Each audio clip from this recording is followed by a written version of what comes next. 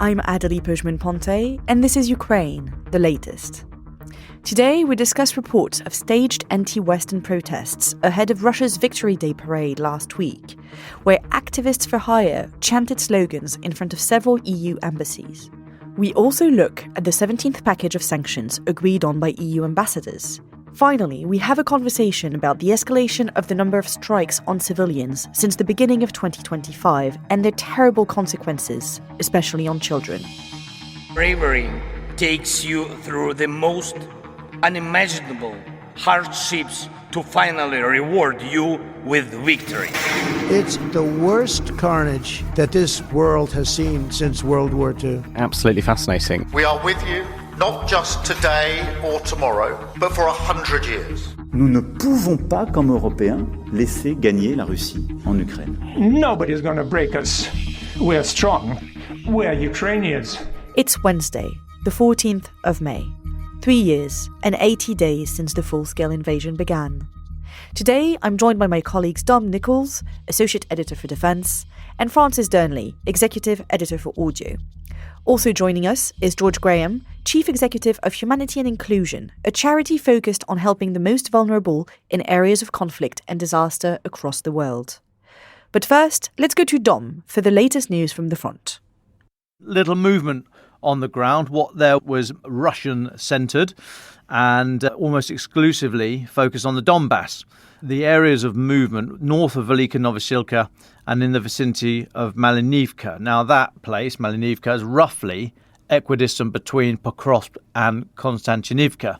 Importantly, it looks like Russian forces have got across the main road there, the main road running northeast-southwest between Pokrovsk and Konstantinivka. Now, the front line in this sector also runs northeast to southwest, about 5 kilometres from that road, wobbles around a little bit. Obviously, the front line isn't exact, so about 5 k's from the road. So it's never been, in recent weeks, a safe logistic route. It wouldn't be the preferred method of Ukraine's forces getting between the two, and hence, if Russian forces are across it, it doesn't necessarily mean additional pressure on the logistic resupply of Konstantinivka, but in any language, it's not a great development if they're pushing on there and got across that road. That area, the Donbass, as we've repeatedly said, that really does seem to be the area of Russia's push at the moment. There's next to nothing moving elsewhere on the front. Widely across Ukraine yesterday, 4 civilians killed, 2 in Kharkiv Oblast, 2 in Donetsk Oblast, and nearly 30 people injured. But let's just dial in briefly, we do occasionally. Let's take a closer look at a typical day in Ukraine, a day after Putin's goodwill gesture of that 3-day ceasefire to protect his parade ran out. So in Kherson Oblast, Russia targeted 30 settlements, including the regional centre of Kherson. There were injuries caused across the oblast there. Governor Alexander Prokudin said that this morning. Reporting also from the area of Kherson from this morning, about 7 a.m, we're told that a Russian drone had dropped explosives on a car, injuring civilians there. Looks like the continuation of that drone safari. Not much goodwill, I would point out.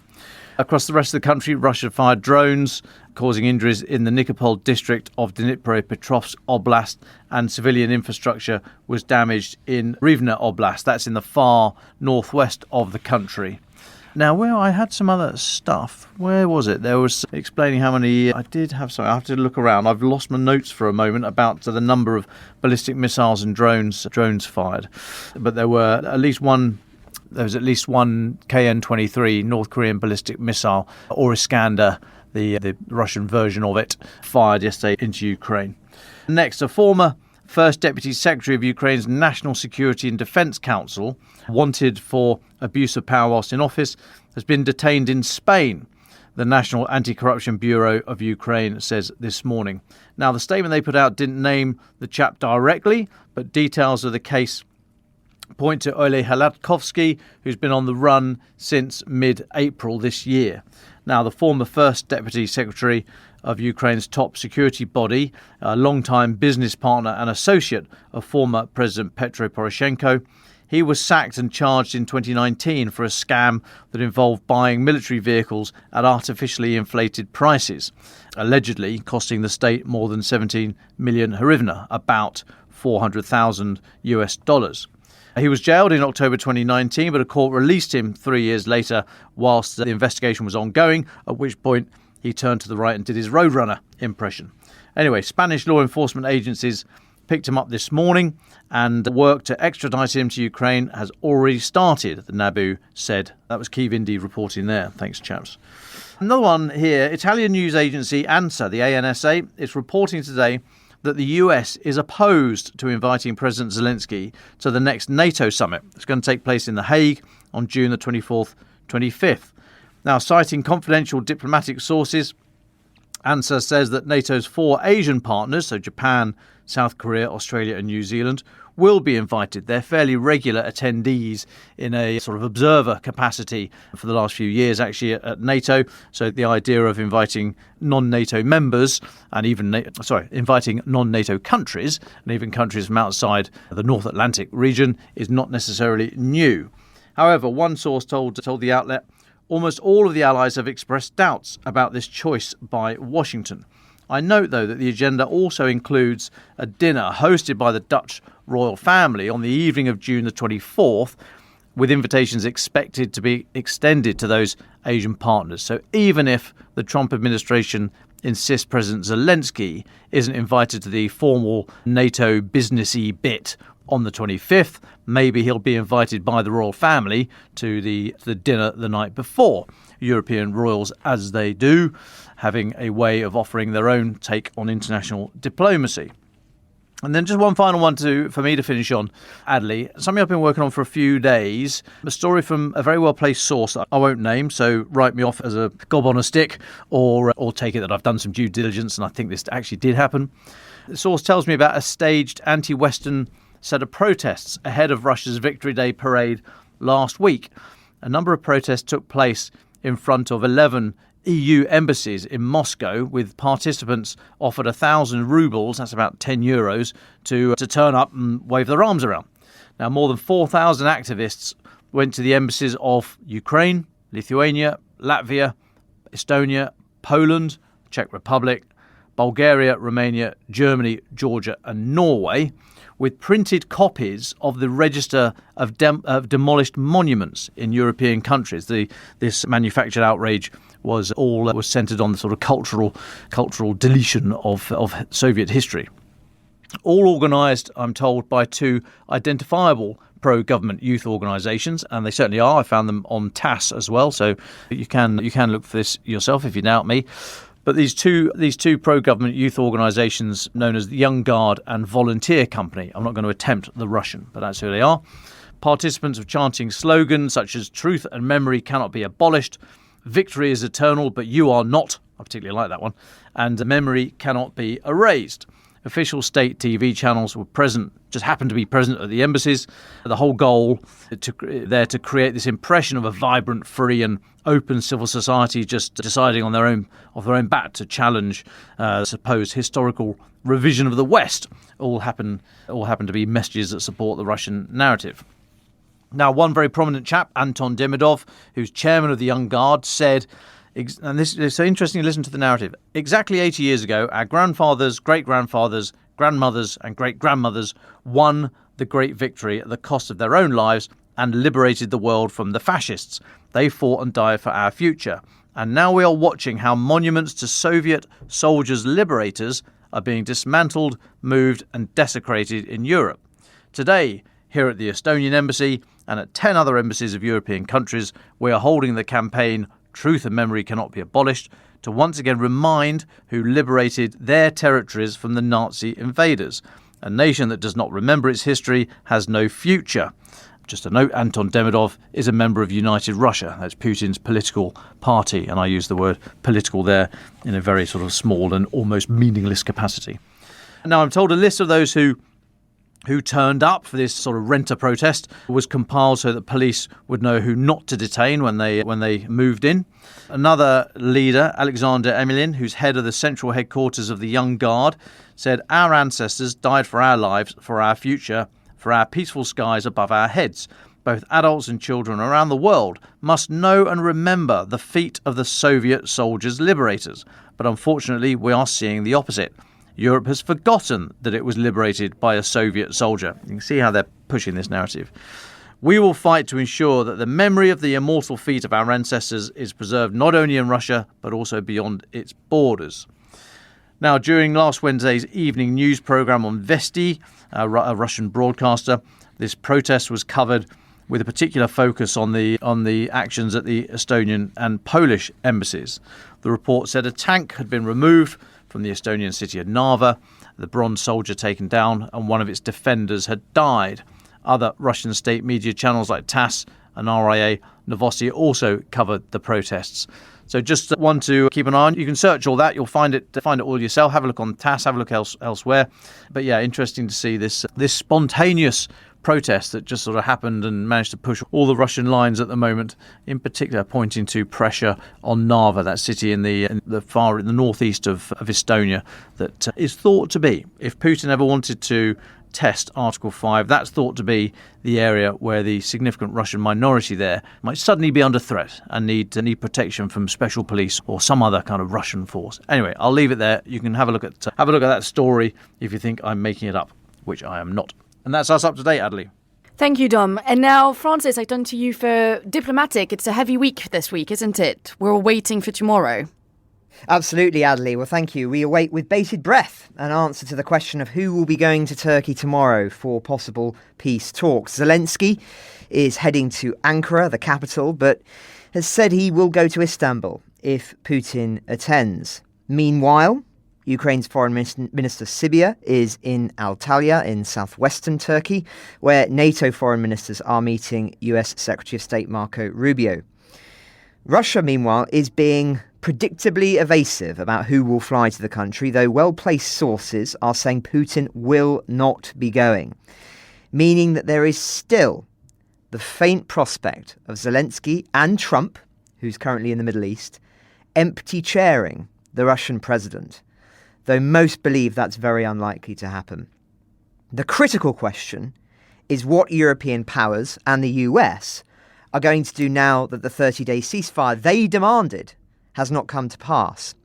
You'll recall that France, Germany and Britain all said that they would impose tougher sanctions and increase military support were this to happen. But one senses, Adélie, perhaps a slight scaling back from that stance following Trump pulling the rug out from under them at the weekend, not demanding a ceasefire as a price for possible meaningful talks in Turkey. Perhaps it's also because the Kremlin has, once again, conducted its usual strategy of being deliberately nebulous and non-committal. It's easier to parry a sword, but not a stare. But things are happening. As Politico reports in detail, EU ambassadors have agreed the 17th package of sanctions, targeting almost 200 ships that are part of the Shadow Fleet. It came through last night, with defence and foreign ministers expected to give their final approval on May 20th. Then there are, of course, individual countries' sanctions to come, with Germany's Friedrich Merz referencing a significant tightening of sanctions on Russia if Putin does not agree to a ceasefire. President Macron of France also gave an interview last night where he said he intends to impose sanctions on financial services and oil and gas over the coming days as well. We are coordinating in this regard, he said. Now, another very significant thing he alluded to was the fact that he was open to discussing the potential deployment of his country's nuclear weapons elsewhere in Europe. He said, and I quote, "The Americans have bombs on planes in Belgium, Germany, Italy and Turkey. We are ready to open this discussion. I will define the framework in a very specific way in the weeks and months to come." He then went on and made it clear that any expansion of France's nuclear deterrence to other European countries would be subject to conditions, with ultimate control over the use of the weapons remaining solely in the hands of the French president. Now, just as a reminder, France held around 280 warheads in 2024, and its military has the power to launch these independently from its own submarines or use jets to drop them from the sky.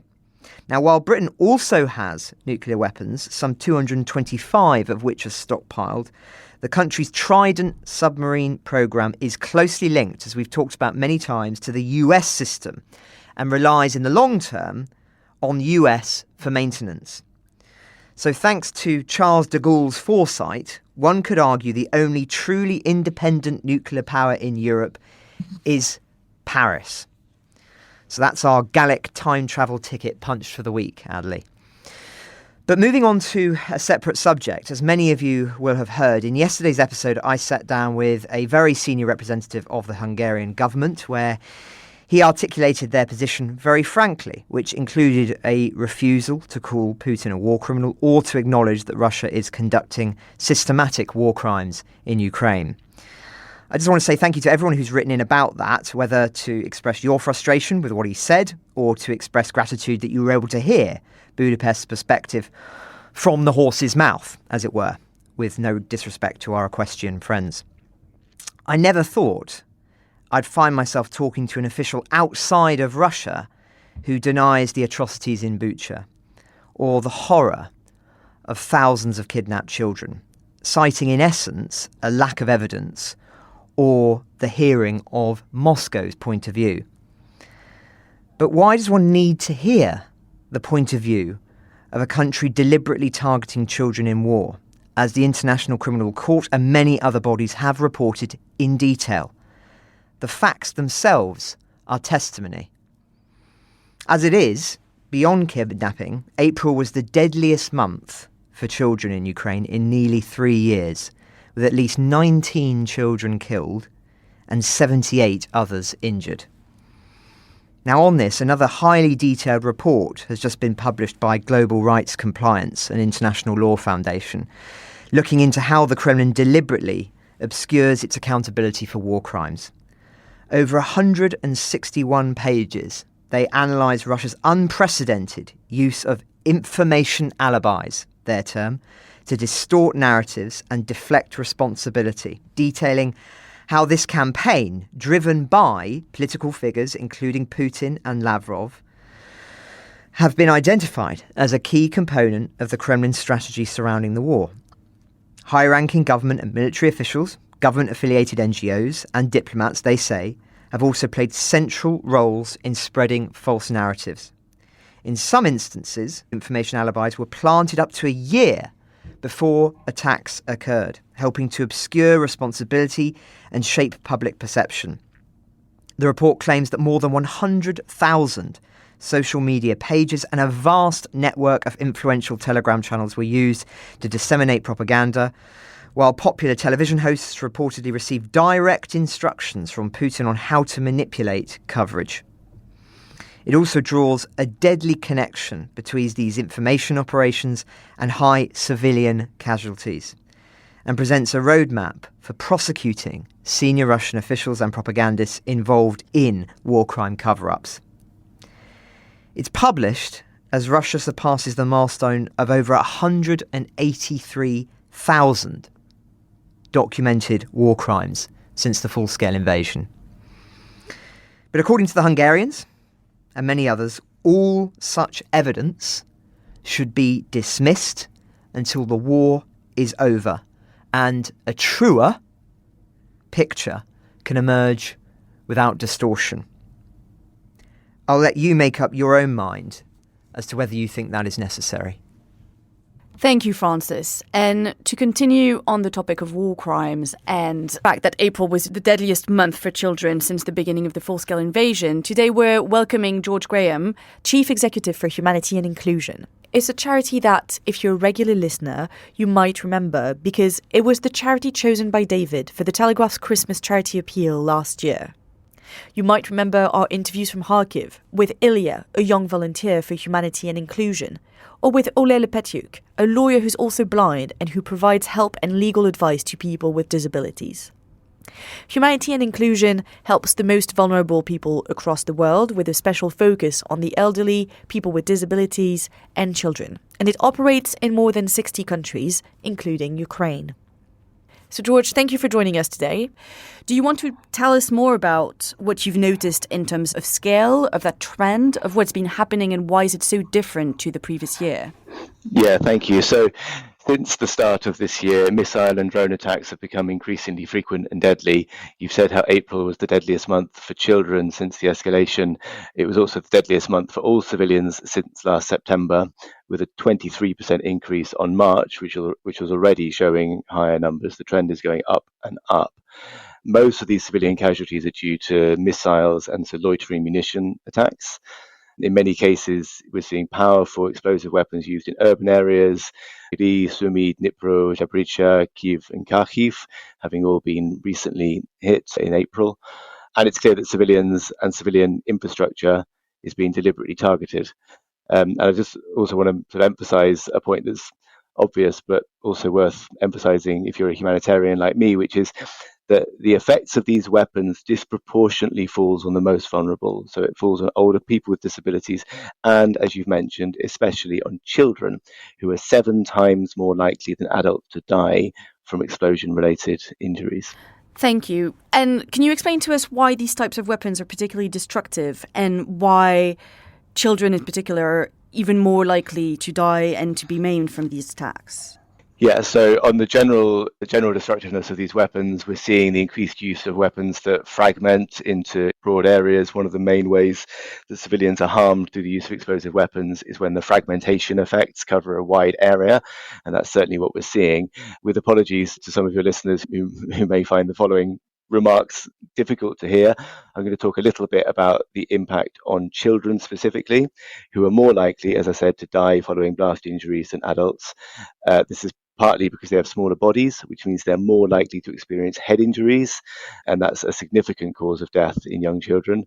They typically receive lower limb injuries less, so it's less likely that they're going to have a lost arm or a lost leg than adults, because they're more likely to be hit in more fatal areas. If they do lose a leg or an arm, of course, their bodies are growing rapidly, and it's much, much harder to treat a growing body than it is to treat an adult body. Also, children suffer from burns much more than adults do, particularly young children, babies and toddlers, because they have much thinner skin than older children, which means they're much more likely to suffer full thickness burns, which results in a rapid loss of heat, fluid, protein. There was a study carried out in US military hospitals in Iraq and Afghanistan that showed that children are twice as likely to have serious bleeding from the torso than adults following blasts. So although a larger proportion of the civilians who've been killed in recent months by explosive weapons in Ukraine have been adults, the chances of dying, or the chances of being very seriously injured, are much, much higher for children. And as you noted, children are being hit in some really awful incidents that we've talked about. You've talked about a bit already today, and that we've seen in the news in the last few months. And Humanitarian Inclusion has a lot of projects related to rehabilitation on the ground. Do you want to talk to us a bit more about where you come in? Yeah, exactly. So we are specialists in rehabilitation of both physical and mental needs. So I'll start with physical. So we identify the needs of survivors of explosive weapons. We provide emergency rehabilitation support, which takes different forms depending on the injuries that they've suffered. And of course, perhaps more important than what we do ourselves is we support the now increasingly sophisticated capacity of the Ukrainian response teams to be able to do all the same things to now in well-resourced areas, very high standards. However, the pressure that humanitarian action is under in Ukraine is very high. There's clearly a huge funding gap, an enormous funding gap, but there's also increasing the risks that we've talked about to civilians are also very directly affecting humanitarian action, particularly near the front line. And in the last month, we've seen fatalities of aid workers in the line of duty and 16 injured. So that's a huge constraint. Back to what HI does, I talked about the physical rehabilitation. We also provide psychosocial support. Obviously, the mental aspects of suffering from explosive weapons are often as severe as the physical. And actually, back to my theme about the impact on children, really very severe for many children.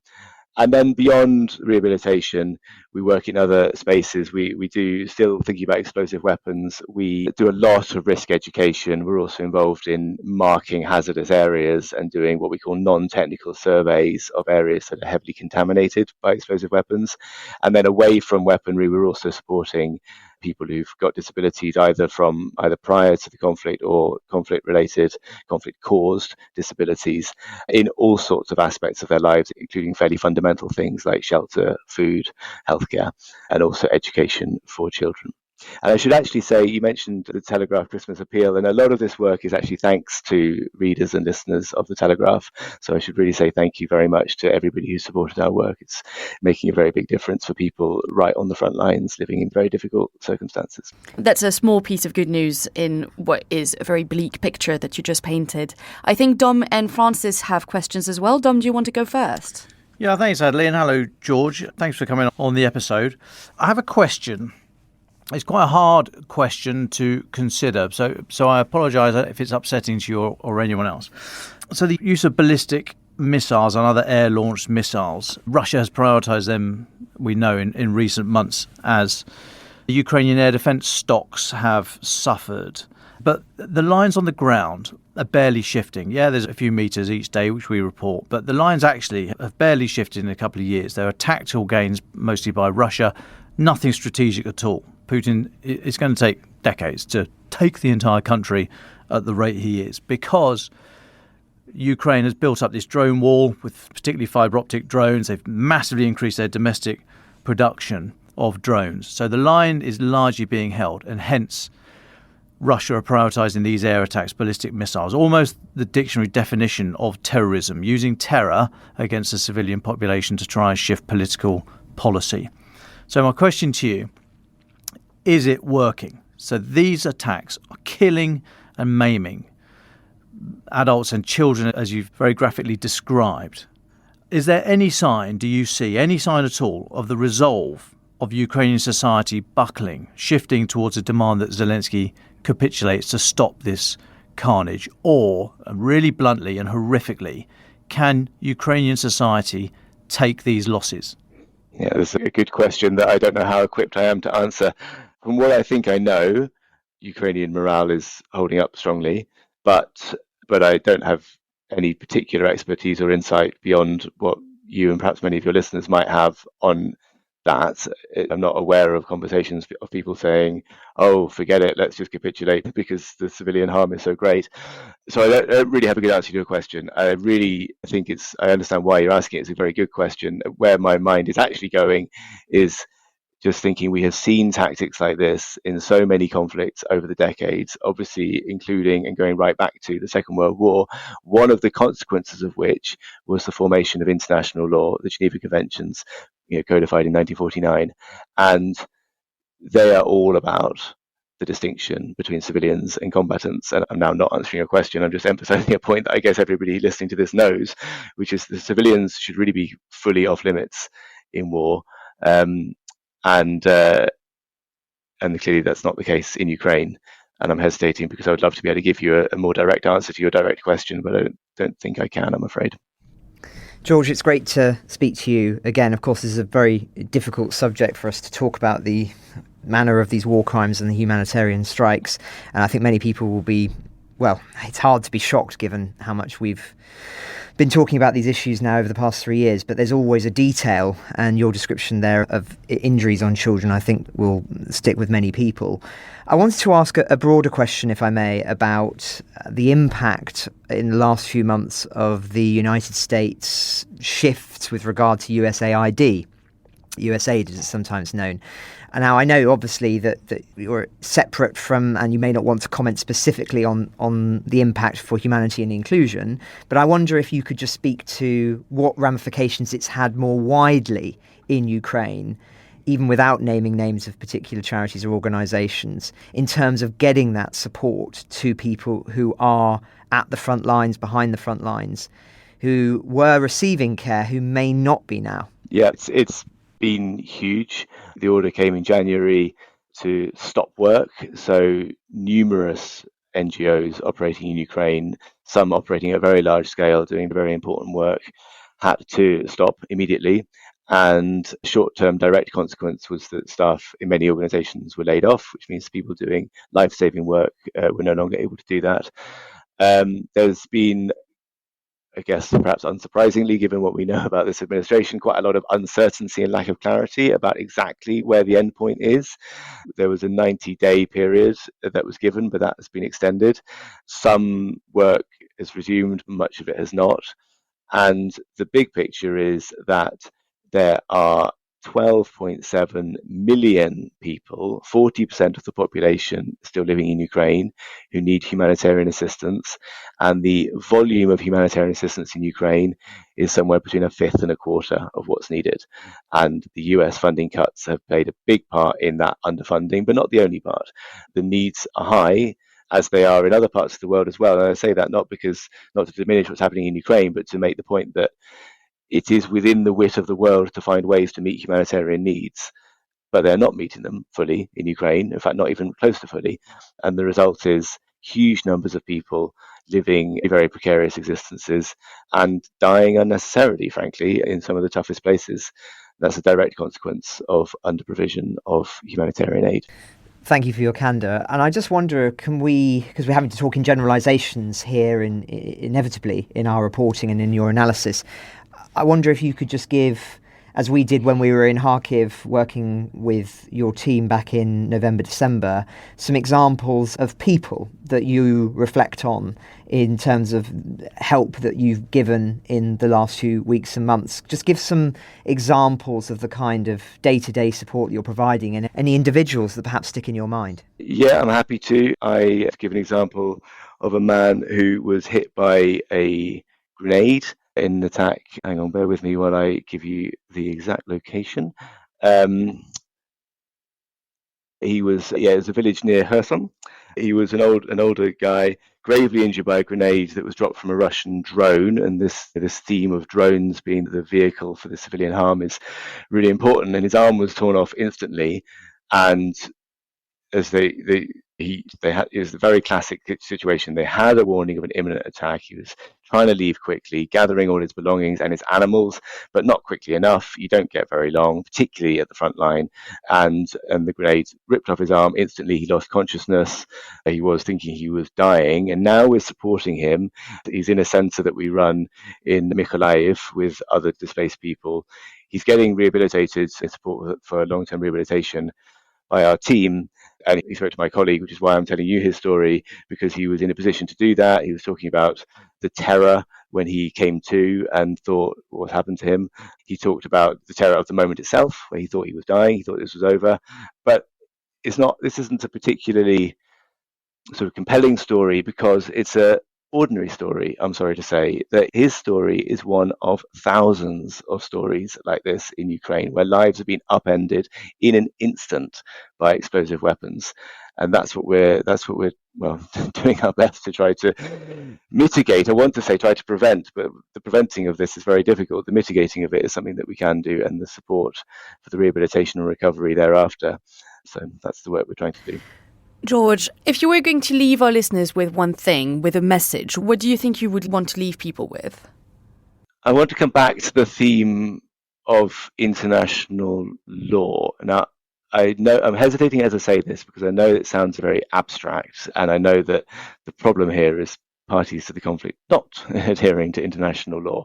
But maybe naively, I don't know, I still think that advocating relentlessly and consistently for the point I made earlier about the distinction between civilians and combatants, and for the importance of consistently upholding and adhering to those principles is really fundamental. And you were talking earlier about collecting evidence for future war crimes processes, and as a neutral humanitarian aid organization, as the chief executive of one, I'm not in a position to talk much about that, but about judicial processes. But I can talk about the principle, which is it is so important that all of us keep talking about these international norms that exist for a reason, and we defend them. And I guess we collect evidence of when there have been violations against them, and we make sure that in the minds of everybody on this planet, but in particular the people with influence on this planet, it is crystal clear that attacks on civilians, where there is not the principle of distinction applied, where it is not a proportional attack, where there's been no precautions given, those attacks, very evidently are on the wrong side of a line, and we have to keep that line alive. We have to maintain it. And I said at the start, I was hesitating in saying that because that sounds a bit abstract, and people listening might think, yeah, but in the short term, that's not going to save anyone's life in Ukraine. Maybe. I mean, me talking about the rule of law from a distance is not directly life-saving, but I think more generally, we all have a duty to uphold those basic principles. Thank you very much, George. Shall we move on to final thoughts then? Dom, do you want to start? Yeah, thanks, Adélie. So earlier on, I was talking about those manufactured protests in Moscow. And obviously, we saw the spectacle of the Victory Day parade last week, and we've seen, and we are going to continue to hear statements from Putin and others about ceasefires, negotiations, all this kind of stuff. And so it's in that context, I'd like to thank Mark, who emailed us to talk about Russian narrative and propaganda. And he says, I'll read his email out. He says, everything the Kremlin says is aimed at their general public first and foremost. If it has utility outside of Russia in a form of propaganda or diplomatic policy or something else, that is secondary and just a nice thing to have. Literally the cherry on top of the cake. The Kremlin always aims everything, it says, as a message for their own population, either to shape their views in a form of propaganda or to dissuade action from them in the form of dissent and control. Even if there's no obvious dissident action going on, the Kremlin assumes there is, and therefore it must step up its behavioural control and misinformation campaign. If the same statement can also be used against the West in the form of changing behaviour or expectations from the West, so much the better. But that's the second-order effect. The Kremlin never says anything without first considering the general population of Russia and how they will think or react and how this is going to be used to control them. Everything else is secondary.